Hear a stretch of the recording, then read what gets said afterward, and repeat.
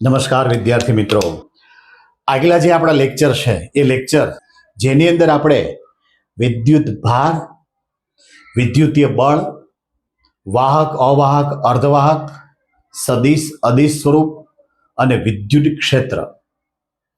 વિદ્યુત ભાર હોય તો એ વિદ્યુત ભારની થિયરી, એને લગતા એક્ઝામ્પલ, વિદ્યુતીય બળ હોય તો એની થિયરી, એને લગતા એક્ઝામ્પલ, અને છેલ્લા લેક્ચરની અંદર આપણે વિદ્યુત ક્ષેત્ર પૂરું કર્યું. જોઈએ રિફર કરીએ. વિદ્યુત ક્ષેત્ર છે શું? તો કે જેવી રીતે વિદ્યુત દળની આસપાસ તેની અસર પ્રવર્તમાન છે, એવી જ રીતે વિદ્યુત ભારની આસપાસ પણ તેની અસર પ્રવર્તમાન હોય, અને આ પ્રવર્તમાન અસરને વિદ્યુત ક્ષેત્ર કહેવામાં આવે છે. વિદ્યુત ક્ષેત્ર અથવા તો વિદ્યુત ક્ષેત્રની તીવ્રતા, જેનું સૂત્ર થાય E બરાબર F/Q, કહેતા વિદ્યુત ક્ષેત્ર બરાબર વિદ્યુતીય બળ છેદમાં પરીક્ષણ વિદ્યુત ભાર. આપણે બે પ્રકારના વિદ્યુત ભાર જોયા, સ્ત્રોત વિદ્યુત ભાર અને પરીક્ષણ વિદ્યુત ભાર. જેનું ક્ષેત્ર ગણવામાં આવે, તો કે કોનું ક્ષેત્ર? જેનું મૂલ્ય વધારે છે એનું ક્ષેત્ર ગણવામાં આવે, એને સ્ત્રોત વિદ્યુત ભાર કહેવાય. જે ક્ષેત્રમાં લઈ આવવામાં છે જે વિદ્યુત ભારને, જેનું મૂલ્ય નાનું છે, એને પરીક્ષણ વિદ્યુત ભાર કહેવામાં આવે. એટલે ફરજિયાત E બરાબર F/Q, તો Q કયો લેવાનો? જેનું મૂલ્ય નાનું છે, કહેતા પરીક્ષણ વિદ્યુત ભાર. એનો એકમ થાય ન્યૂટન પર કુલમ અથવા તો વોલ્ટ પર મીટર. વિદ્યુત ક્ષેત્ર સદિશ રાશિ છે. વિદ્યુત ક્ષેત્ર સદિશ રાશિ છે. આજનો જે આપણો ટોપિક છે એ વિદ્યુત ક્ષેત્ર રેખાઓ. વિદ્યુત ક્ષેત્ર રેખાઓ.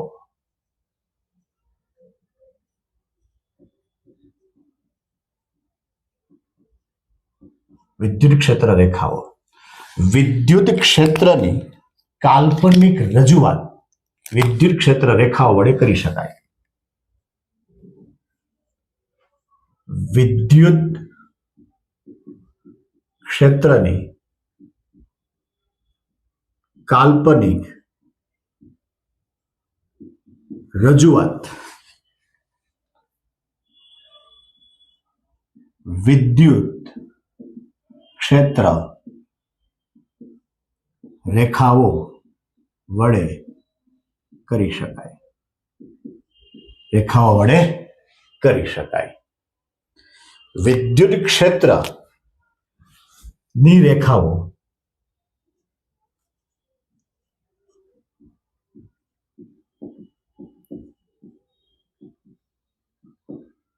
ધન વિદ્યુત ભારથી ઋણ વિદ્યુત ભાર તરફની હોય છે. વિદ્યુત ક્ષેત્ર રેખાઓ ધનમાંથી ચાલુ થાય અને ઋણની અંદર પૂરું થાય. કહેતા અહીંયા પ્લસ ક્યુ લીધો, અહીંયા માઇનસ ક્યુ લીધો, તો આ બે વચ્ચે જે ક્ષેત્ર છે એ ક્ષેત્રની જે કાલ્પનિક રજૂઆત છે એ રજૂઆત આ વિદ્યુત ક્ષેત્ર વડે કરી શકાય. વિદ્યુત ક્ષેત્ર રેખાઓ વડે કરી શકાય. આ જે છે એ વિદ્યુત ક્ષેત્ર રેખાઓ છે. વિદ્યુત ક્ષેત્ર રેખાઓ છે. તો એનો મતલબ એ થયો કે વિદ્યુત ક્ષેત્રની દિશા ધનથી ઋણ અથવા વિદ્યુત ક્ષેત્ર રેખાઓ સ્પર્શકની દિશામાં હોય છે. સ્પર્શકની દિશામાં હોય છે. અહીંયા વિદ્યુત ક્ષેત્ર રેખાઓના ગુણધર્મ આવશે ક્વેશ્ચન તરીકે. વિદ્યુત ક્ષેત્ર રેખાઓના ગુણધર્મો. વિદ્યુત ક્ષેત્ર રેખાઓના ગુણધર્મ. તો કે પહેલું આવે વિદ્યુત ક્ષેત્ર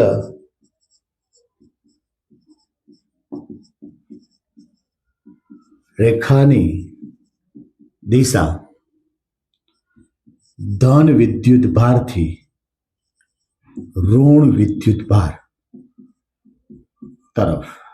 એનો મતલબ એ થયો કે ધન વિદ્યુત ભારમાંથી બહાર નીકળે અને ઋણ વિદ્યુત ભારમાં દાખલ થાય. ઋણ વિદ્યુત ભારમાં દાખલ થાય. જો એક જ વિદ્યુત ભાર હોય, એક જ વિદ્યુત ભાર હોય તો ત્યાં અનંત તરફ જાય અથવા આવે. અનંત તરફ જાય અથવા આવે. વિદ્યુત ક્ષેત્ર દાખલા તરીકે આ ક્યુ તો આવી રીતે બતાવ્યું હોય.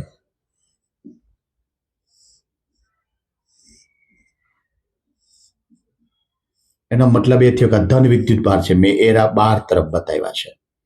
પ્લસ તીરની જે નિશાની છે એ જેમ જેમ આગળ ગયો એમ નાના થતા ગયા, એમ નાના થતા ગયા.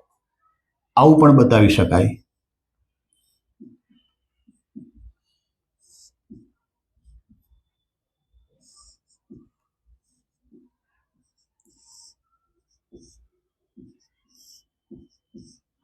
આના પરથી આવું લખી શકાય કે વિદ્યુત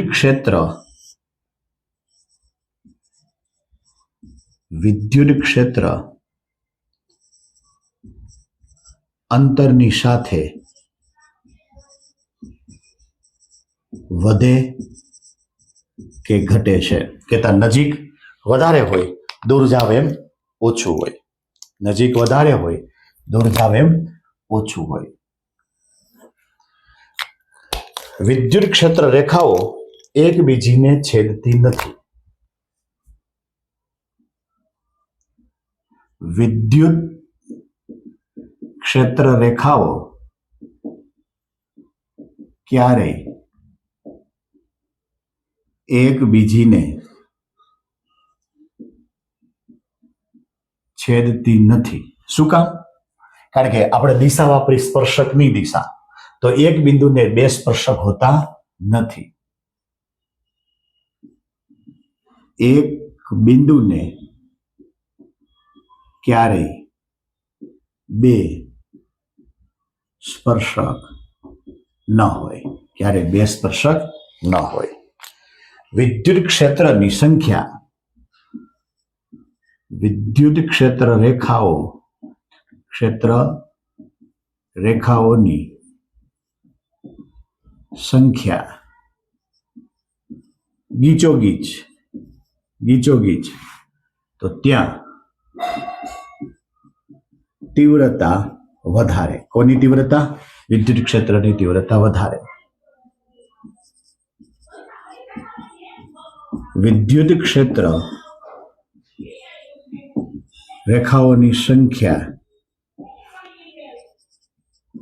છૂટી તો તીવ્રતા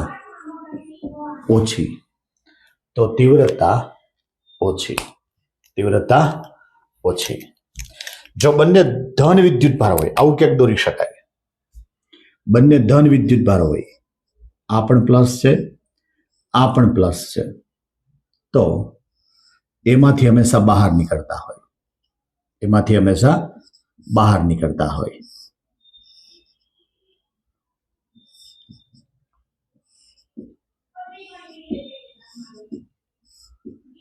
આમ બતાવી શકાય. જો ઋણ હોય તો અંદર આવતા હોય, અનંત તરફથી આવતા હોય. જો એક ધન અને એક ઋણ હોય, જો એક ધન અને એક ઋણ હોય તો આમ થશે. ધનમાંથી જેટલી નીકળે એટલી ઋણમાં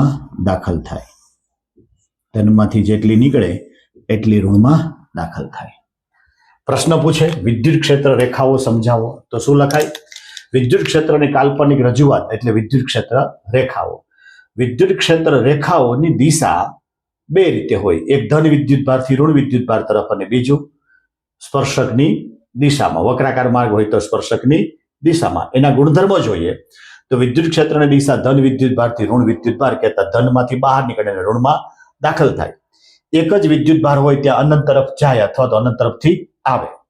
વિદ્યુત ક્ષેત્રની રેખાઓ ક્યારે એકબીજીને છેદતી હોતી નથી, કારણ કે એક બિંદુને ક્યારે બે સ્પર્શક હોતા નથી. વિદ્યુત ક્ષેત્રની રેખાઓની સંખ્યા કહેતા જે જગ્યાએ ગીચોગીચ એકદમ નજીક હોય ત્યાં ક્ષેત્રની તીવ્રતા વધારે. વિદ્યુત ક્ષેત્ર રેખાઓની સંખ્યા જ્યાં છૂટી હોય કહેતા ઓછી હોય ત્યાં હંમેશા વિદ્યુત ક્ષેત્રની તીવ્રતા ઓછી.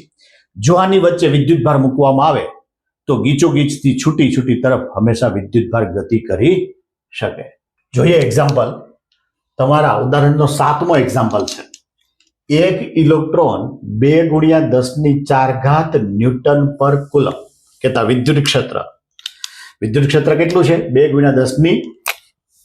× E બરાબર 2.0 × 10⁴ ન્યૂટન પર કુલમ ના વિદ્યુત ક્ષેત્રમાં 1.5 સેન્ટીમીટર, આ એજ 1.5 સેન્ટીમીટર કહેતા 1.5 × 10⁻² મીટર જેટલા અંતરનું પતન પામે છે. આપણે પહેલી આકૃતિમાં જોયું કે આ આકૃતિમાં ઇલેક્ટ્રોન મારે મૂકવાનો છે, તો આકૃતિ અંદર કન્ડિશન બતાવી દીધી. નીચે પ્લસ છે, ઉપર માઇનસ છે, ક્ષેત્ર રેખાઓ પ્લસ થી માઇનસ તરફ હોય. હવે આની અંદર હું ઇલેક્ટ્રોન મૂકું છું, ઇલેક્ટ્રોનને મુક્ત પતન કરાવું. મુક્ત પતન એટલે હંમેશા નીચે, અને એ ઇલેક્ટ્રોન હંમેશા ધન તરફ આકર્ષાય છે. તો પહેલી કન્ડિશનમાં જે મારે શોધવાનું છે એ એનો સમયગાળો શોધવો છે. શું મારે શોધવાનું છે? સમયગાળો, કે કેટલો સમય લાગે કહેતા મારે TA શોધવાનું છે. TA શોધવાનું છે.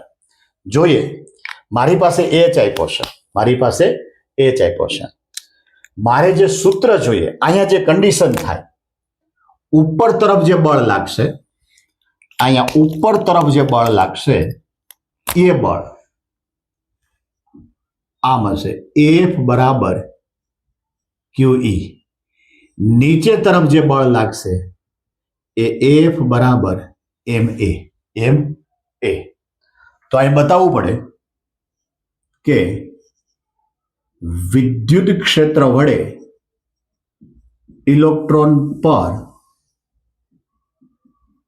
લાગતું બળ FE બરાબર E × E કહેતા Q × E. બીજું, આ ઇલેક્ટ્રોન પર કહેતા મુક્ત પતન માટે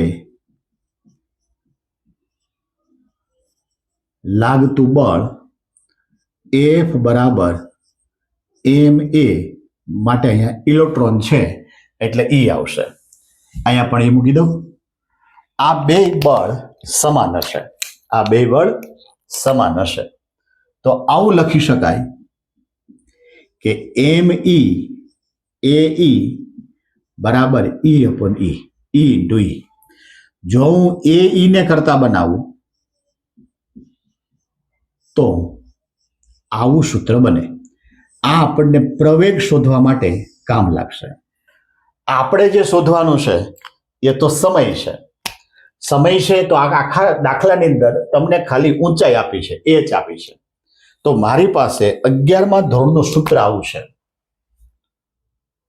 નિયમિત ગતિ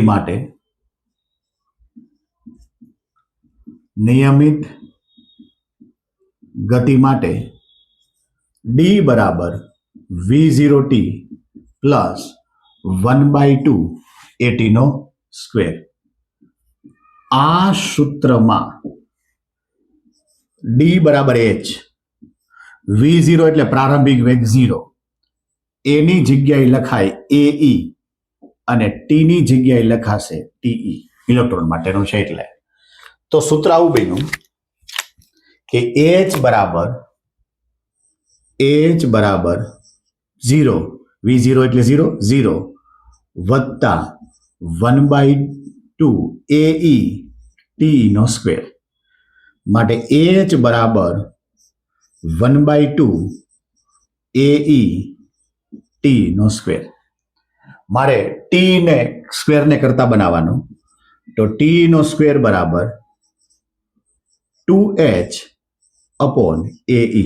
હવે જ્યાં AE ની કિંમત છે એટલે આવું બને, આ 2H AE એટલે સ્મોલ e કેપિટલ E, આ ME અંશમાં જતા રહી. માટે TE બરાબર વર્ગમૂળની અંદર 2H ME અપોન AE. આપણા માટે આ સૂત્ર અગત્યનું થઈ ગયું. આપણા માટે આ સૂત્ર અગત્યનું થઈ ગયું. એ સૂત્રની અંદર આપણે કિંમત મૂકવાની છે, સૂત્રમાં કિંમત મૂકવાની છે. તો આવું લખી શકાય કે TE બરાબર વર્ગમૂળમાં 2 ગુણ્યા 1.5 10⁻² ઘાત 9.11 ગુણ્યા 10⁻31 ઘાત છેદમાં E એટલે 1.6 ગુણ્યા 10⁻19 ઘાત વિદ્યુત ક્ષેત્ર છે 2 ગુણ્યા 10⁴ ઘાત. ટોટલ જે સમયગાળો ગણો કેલ્ક્યુલેશન કરતા આપણને જે કંઈ સમયગાળો મળે એ સમયગાળો કેટલો મળશે? 2.9 ગુણ્યા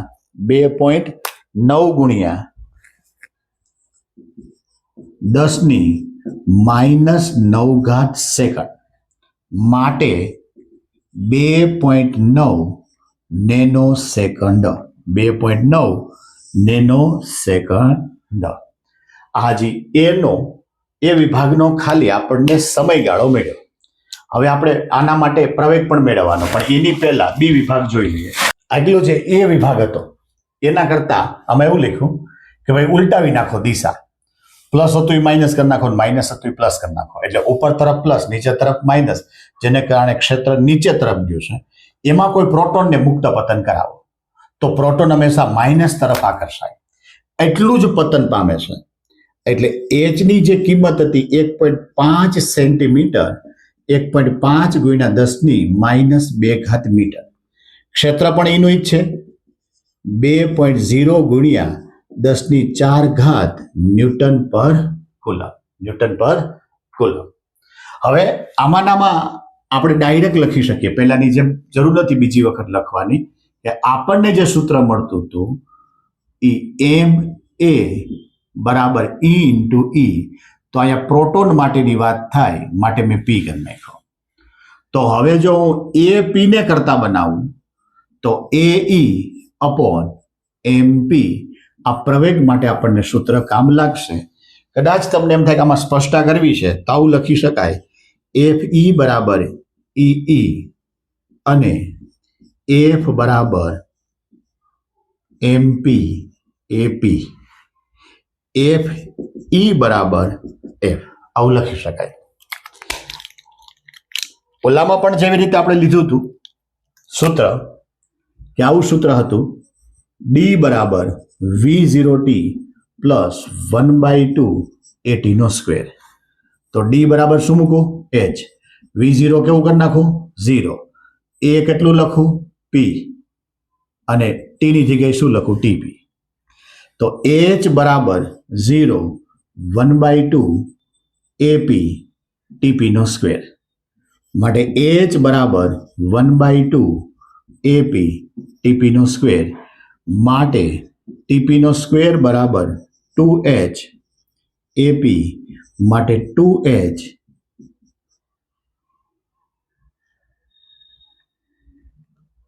આ MP upon E into E. બધી રકમ મૂકી દઈએ તો આવું લખી શકાય, અહીંયા TP બરાબર વર્ગમૂળની અંદર 2H MP upon E into E. તો અહીંયા કિંમત આવી મૂકીએ કે TP બરાબર પ્રોટોનનો સમય બરાબર વર્ગમૂળમાં 2 ગુણ્યા 1.5 ગુણ્યા 10⁴ ઘાત MP એટલે 1.67 ગુણ્યા 10⁻27 છેદમાં 1.6 ગુણ્યા 10⁻19 ઈ 2 ગુણ્યા 10⁴. આનું કેલ્ક્યુલેશન કરતા તમને સેકન્ડ મળશે. પહેલાનો જવાબ હતો નેનો સેકન્ડમાં, આમાં આવશે 1.26 ગુણ્યા 10⁻7 સેકન્ડ. તો 126 ગુણ્યા 10⁻9 સેકન્ડ. એનો મતલબ એ થયો કે 126 નેનો સેકન્ડ. પહેલાને કેટલી વાર લાગતી હતી? તો કે 2.9 નેનો સેકન્ડ. આને કેટલું લાગશે? 1.26 નેનો સેકન્ડ. હવે બેયનો આપણે પ્રવેગ જોવાનો છે. તો કે પ્રવેગના સૂત્ર બેયના આપણી પાસે છે. ઇલેક્ટ્રોન અને પ્રોટોન બેય માટેના પ્રવેગ જોવાના છે. ઇલેક્ટ્રોનનો પ્રવેગ આવો હતો, AE બરાબર EE અપોન ME. પ્રોટોન માટેનો પ્રવેગનું સૂત્ર આવું હતું, MP. બધી રકમ મૂકી દઈએ. 1.6 ગુણ્યા 10⁻19 2 ગુણ્યા 10⁴, 9.11 ગુણ્યા 10⁻31. અહીંયા જો જોઈએ તો 1.6 ગુણ્યા 10⁻19 2 ગુણ્યા 10⁴, પ્રોટોનની કિંમત 1.67 ગુણ્યા 10⁻27. આ બેયનું જો કેલ્ક્યુલેશન કરીએ તો પ્રોટોનનો જે પ્રવેગ છે એ 1.9 ગુણ્યા 10⁻12. 1.9 ગુણ્યા 10⁻12 મીટર પર સેકન્ડ સ્ક્વેર. આનું જાતે ગોતી લેવાનું કેટલું થાય, બરાબર. ગુરુત્વ પ્રવેગ કેટલો છે? 9.8. એની કરતા ઘણો બધો વધારે છે. દાખલો કેવી રીતે યાદ રાખશો? દાખલાની અંદર આપ્યું છે ક્ષેત્ર H આપ્યો છે, E આપ્યો છે, ઇલેક્ટ્રોનનું દળ આપ્યું છે, પ્રોટોનનું દળ આપ્યું છે. તમારે પહેલી આકૃતિમાં પણ બે બળ સમાન કરવાના, એટલે તમને સૂત્ર મળે પ્રવેગનું. બીજી આકૃતિમાં પણ પ્રવેગનું સૂત્ર મળે. પછી તમારે ટી ગોતવા માટે તમારે 11મા ધોરણને ગતિના સમીકરણમાં જવું પડે. એ સૂત્ર મૂકતા ટીનું સમીકરણ મળે કે T = વર્ગમૂળની અંદર 2H M અપોન E. આની અંદર મૂકશો એટલે આપણને એ સેકન્ડ મળશે, અને પ્રવેગ માટેનું સૂત્રમાં કિંમત મૂકો એટલે આપણને પ્રવેગ મળી શકે. 4 માર્કમાં એક્ઝામ્પલ જાય. વિદ્યુત ક્ષેત્ર માટેનો સ્વાધ્યાયનો 8મો એક્ઝામ્પલ કે બે બિંદુવત વિદ્યુત ભારો QA એની કિંમત છે 3 માઇક્રોકુલમ, QB એની કિંમત છે -3 માઇક્રોકુલમ. એક પ્લસ છે ને એક માઇનસ છે. એક બીજાથી શૂન્ય અવકાશમાં 20 સેન્ટીમીટર દૂર છે. તો એમાં પહેલો જે ભાગ આપ્યો એવું કીધું કે બે વિદ્યુત ભારને જોડતી રેખાના મધ્ય બિંદુ પર આપણે જોઈએ, આ છે A, આ B. આનો જે વિદ્યુત ભાર છે એ QA, આનો જે વિદ્યુત ભાર છે એ QB. આ બે વચ્ચેનું જે અંતર છે એ R છે. બે વચ્ચેનું અંતર R છે. તો આનો ડેટા લખીએ તો આમ લખીએ કે QA બરાબર 3 માઇક્રોકુલમ, એટલે 3 ગુણ્યા 10⁻6 કુલમ. QB બરાબર -3 માઇક્રોકુલમ, એટલે -3 ગુણ્યા 10⁻6. R બરાબર 20 સેન્ટીમીટર કહેતા 0.2 મીટર. અહીંયા આ જોડતી રેખાના મધ્ય બિંદુ પર આ O બિંદુ છે. ત્યાંનું મારે ક્ષેત્ર શોધવું છે. તો પહેલા A વડે, આ A કેવો છે? ધન. આ A વડે અહીંયા જે ક્ષેત્ર મળે એ ક્ષેત્રની દિશા બહારની તરફ જાય, એટલે આ મળે EA. B વડે જે ક્ષેત્ર મળે એ પોતાના તરફ, કારણ કે ઋણ છે એટલે પોતાના તરફ આવશે, એટલે એની દિશા પણ એ જ બાજુ આવશે, ઈ બી. તો અહીંયા પહેલા લખવું પડે કે ક્યુ એ વિદ્યુત ભાર વડે ઓ બિંદુ આગળ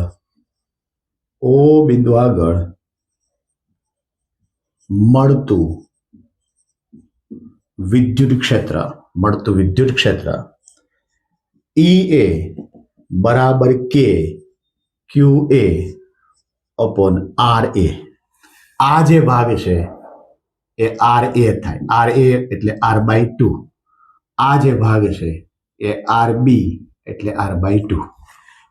તો આમાં કિંમત મૂકીએ તો એ કિંમત જે કઈ છે એ 9 × 10⁻⁹ 9 × 10⁹ 3 × 10⁻⁶ 0.2/2. તો એનો મતલબ એ થયો 9 × 10⁹ 3 × 10⁻⁶ છેદમાં 0.2 × 2.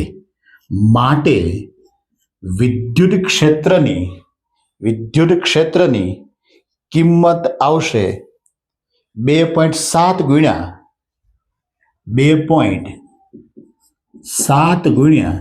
10⁶ ન્યૂટન પર કુલમ. હવે આને સદિશ વડે બતાવવું પડે. તો અહીંયા તમે સદિશ કરો છો તો અહીંયા દિશા ફરજિયાત બતાવવી પડે. કઈ બાજુ છે તો કે I કેરેટ, ધન I કેરેટ કહેતા એ થી ઓ તરફ. અહીંયા પણ I કેરેટ આવી શકે.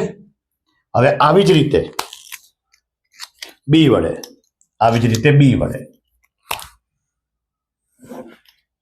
તો ક્યુ બી વિદ્યુત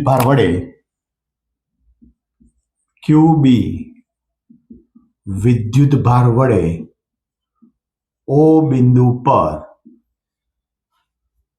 મળતું વિદ્યુત ક્ષેત્ર. તો અહીંયા આવશે ઈ બી બરાબર કે ક્યુ બી અપોન આરબી નો સ્ક્વેર. અહીંયા પણ સ્ક્વેર જ આવશે, ક્યુ એ અપોન આર નો સ્ક્વેર. અહીંયા સ્ક્વેર આવશે એટલે આનો પણ આ સ્ક્વેર થઈ જશે. માટે અહીંયા 0.1 નો સ્ક્વેર થઈ જશે. અહીંયા જો જી કિંમત મૂકો તો કિંમત આવી મુકાશે 9 × 10⁹ -3 × 10⁻⁶. અહીંયા આવે 0.2/2 એનો વર્ગ. માટે ઈ બી બરાબર -2.7 × 10⁶ ન્યૂટન પર કુલમ. બેયના મૂલ્ય સમાન આવ્યા. દિશા પણ સમાન આવી. જેના કારણે એમ કહી શકાય કે અહીંયા જો આને સદિશ વડે બતાવું તો અહીંયા I કેરેટ આવે, અહીંયા પણ I કેરેટ આવી શકે. તો હવે જોઈએ પરિણામી ક્ષેત્ર. બે સમાન દિશામાં છે એટલે ઓલા કરતા વિરુદ્ધ દિશામાં છે. માટે અહીંયા ઈ બી બરાબર 2.7 × 10⁶ I કેરેટ ન્યૂટન પર કુલમ. અહીંયા દિશા થાય O થી B તરફ. જોઈએ હવે પરિણામી ક્ષેત્ર. ઓ બિંદુ આગળ મળતું પરિણામી વિદ્યુત ક્ષેત્ર ઈ બરાબર ઈ એ વત્તા ઈ બી 2.7 × 10⁶ 2.7 ગુણ્યા 10⁶ માટે 2.7 એટલે 5.4 ગુણ્યા 10⁶ આઈ કેરેટ ન્યૂટન પર કુલમ કહેતા એની જે પરિણામી દિશા છે એ ઓ થી બી તરફની રહી.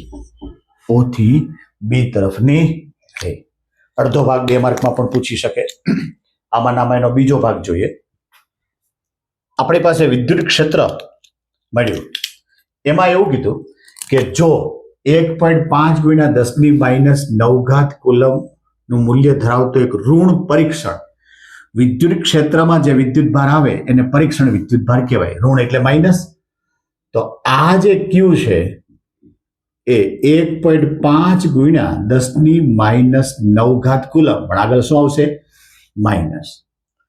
ક્ષેત્રનો જવાબ તો આપણી પાસે છે કે ઈ બરાબર 5.4 ગુણ્યા 10⁶ ન્યૂટન પર કુલમ. તો મારે શોધવાનું છે બળ. તો એ જે બળ છે કે ઈ બરાબર એફ અપોન ક્યુ. તો એફ બરાબર ક્યુ ગુણ્યા ઈ માટે 2.5 ગુણ્યા 10⁶ માઇનસ 1.5 ગુણ્યા 10⁻⁹ કહેતા એનું મૂલ્ય થાય -8.1